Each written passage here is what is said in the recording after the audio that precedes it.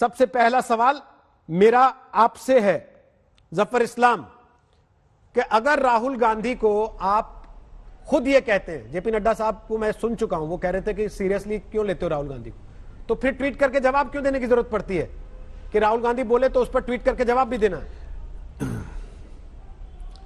नहीं, देखिए, ट्वीट करके जवाब देने का मतलब रोहित जी ये है कि देश की जनता को हर जगह भ्रमित करने की कोशिश करते हैं, लेकिन देश की जनता को हकीकत जाननी चाहिए।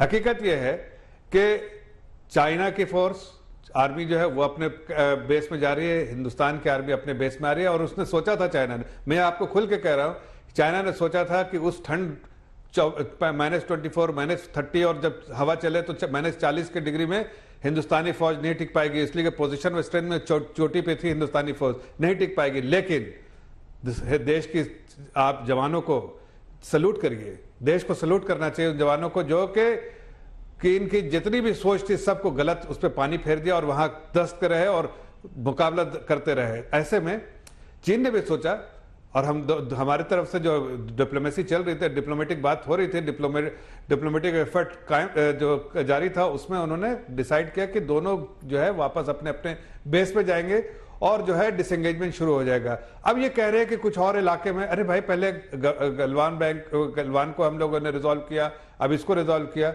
आगे जो एक दो चीज छोटी मोटी चीज है उसको भी रिजॉल्व कर लेंगे। 48 घंटे जब पूरा डिसएंगेजमेंट हो जाएगा तो 48 घंटे के बाद फिर से बात शुरू होगी, जो आउटस्टैंडिंग इश्यूज है उसको भी हम लोग एड्रेस कर लेंगे। लेकिन ये कहना कि जमीन दे दिए, सिर्फ मिसलीडिंग, उसके 1 इंच भी जमीन नहीं दिया, अपने अपने बेस में दोनों जा रहे हैं। हमने उनको जो अपने जवानों को जितनी भी तारीफ कीजिए कम है, इसलिए कि उन्होंने डट के मुकाबला किया था, जो ईंट का जवाब ईंट से देने के ताकत रखने का जो जज्बा था वो उन्होंने दिखाया। इसलिए चाइना ने भी सोचा कि 10 महीने बाद कोई फायदा नहीं है, जो हमारे डिप्लोमेटिक एफर्ट्स का फायदा नतीजा निकला, हमने नेगोशिएट किया और हमने कहा सबसे पहले कोई भी बात। और दूसरी बात आपको एक और बहुत अहम बात बताते हैं, ये सिर्फ वहां नहीं, वो सिर्फ वहां नहीं रोहित जी, देश ने डिसाइड किया था कि पहले जैसे होता था वैसे नहीं, देश जो है मजबूत देश है हिंदुस्तान, हर जगह पर रिलेशनशिप पे इंपैक्ट होगा। और रिलेशनशिप पे इंपैक्ट आपको देखा, कितने ऐप बंद कर दिए हमने, इंपोर्ट वहां से बंद कर दिया हमने, उनको ट्रेड पे जो है सीधे ट्रेड पे तो राहुल गांधी प्रेस कॉन्फ्रेंस करके झूठ बोल रहे हैं क्या? चाइना को महसूस हो, झूठी नहीं, सरासर झूठ बोल रहे हैं, इसलिए कि उसमें कोई सच्चाई नहीं है। आपको सदन में जाके आदरणीय राजनाथ सिंह जी ने बोला, वो सच्चाई बताया। और आपको गर्व होना चाहिए अपने जवानों पे, अपने फोर्सेस पे, जिन्होंने जिस तरह की ताकत दिखाई। आज अगर देश इस पोजीशन में है कि नेगोशिएट कर पाया, उसकी वजह तो जवान को दीजिए आप। उन जवानों की ताकत की वजह से हम सरकार जो है वो नेगोशिएट कर पाई, और उसका फायदा जो आपके सामने है कि हमने बिना कुछ खोए सब कुछ पाया, बिना कुछ खोए अपने अपने बेस में जा रहे हैं। और डिसएंगेजमेंट परसों ही से शुरू हो गया। आप देखिए पहले टैंक, और एक बात और बताता हूं रोहित जी, ये उस तरह का डिसएंगेजमेंट नहीं है, ठीक है, कि आप बोल दिया और होता जा रहा है, हर चीज का मॉनिटरिंग हो रहा है, ठीक है, इस तरह का एंगेजमेंट हो रहा है कि एकदम डिटेल में है कि किसको पहले टैंक जाएगा, पहले वो जाएगा, और सबकी मॉनिटरिंग हो रही है, उसके साथ किया जा रहा है। ठीक है, अभय दुबे वो कह रहे हैं सरासर झूठ बोल रहे हैं राहुल गांधी। मैं मुखौटा उतार देता हूं भी 3 मिनट में इनका। भारत का गौरव दांव पर लगा तो भारत मां के सच्चे सपूतों ने अपना शीश देकर भारत का सौभाग्य अपने लहू से लिख दिया, रोहित सरदाना जी।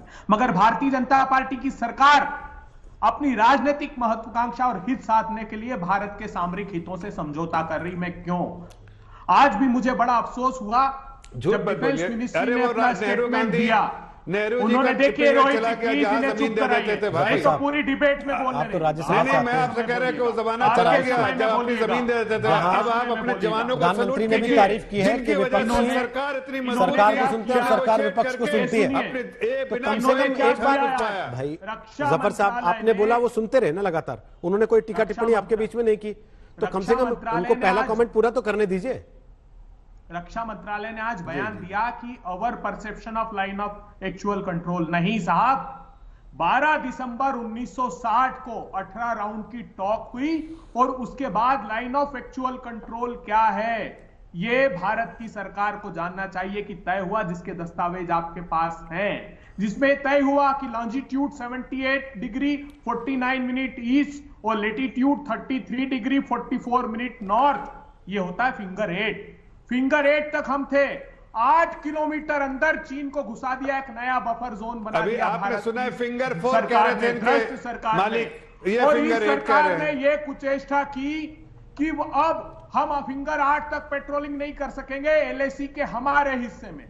मैं पूछना चाहता हूं दौलत बेग ओल्डी का वो वाई जंक्शन जहां पेट्रोलिंग पॉइंट 10 और 13 कटते हैं, जहां पर चीन की सेना काबिज है, वहां पर हम नहीं जा सकते, वो एलएसी के हमारे हिस्से में। Hot spring patrolling point 15, Gogra post patrolling point 17 है, गलवान पेट्रोलिंग पॉइंट 14, ये एलएसी के हमारे हिस्से में है जहां चीन काबिज है और हमारे को पेट्रोलिंग के लिए रोक दिया गया। इससे बड़ा और बहुत गंभीर अपराध इन्होंने क्या किया है। 1 मिनट 10 सेकंड और दीजिए। नवंबर के महीने में जब 8वें राउंड की बात हुई थी तो सारे मीडिया हाउसेस ने रिपोर्ट पब्लिश की कि इनका जो एग्रीमेंट है वो लीक हो गया है, और सभी विशेषज्ञों ने कहा कि भारत की बहुत बड़ी भूल होगी कि कैलाश रेंज में जो हमने अचीव कर लिया है, गुरंग हिल, रेजांग नाला, रेची नाला, जिन स्थितियों पर हम आ गए हैं वो बहुत डोमिनेटिंग है और चाइना को हम यहां से दबा सकते हैं। हमको कभी भी इन पोजीशंस को छोड़ना नहीं चाहिए। ग्लोबल टाइम्स ने 3 महीने पहले ये छापा था अपने अखबार में कि हम किसी भी सूरत में साउथ ऑफ पेगोंग सो भारत से खाली करा कर रहेंगे। अपनी संसद पे भरोसा नहीं करते अभय जी। ग्लोबल टाइम्स का तो कसम खाने लगते हैं बैठ के टीवी पे। चीन के आगे घुटने टेक दिए।